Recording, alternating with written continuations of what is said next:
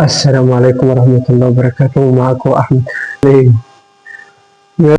السلام عليكم ورحمة الله وبركاته. كما عودناكم بنقدم الجديد دلوقتي الحلقة 15، النهاردة الجزء 15. هقدم لكم أحلى سفرة وأحلى أكلة إن شاء الله وهتحبوها. استنوني الجزء 16 إن شاء الله. هنقدم لكم وصفات وأكلات حلوة إن شاء الله هتحبوها، بس ما تنسوش اللايك في الفيديو والاشتراك في القناة عشان يوصلكم كل جديد. معكم أحمد عبد المنعم. تعالوا اتفضلوا معانا نشوفوا التمر بالصب يا إخوانا لحد ما الأذان يشهد كده والقرآن يخلص، وهنفطر إن شاء الله صوما مقبولا وإفطارا شقيا. نتمنى اللي تعملوا لايك للفيديو عشان الواحد بيتعب في المحتوى اللي بيقدمه. متنسوش اللايك للفيديو والاشتراك في القناة إذا عجبكم الحلقة.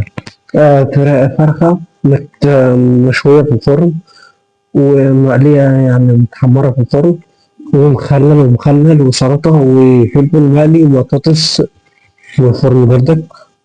ما تنسوش اللايك في الفيديو والاشتراك في القناة عشان يوصلوا كل جديد. أنا معاكم أحمد عبد المنعم، استنوني بكرة الجزء 16 هنقدم لكم حلقة حلوة هتحبوها. وكل سنة وانتم طيبين ورمضان كريم عليكم.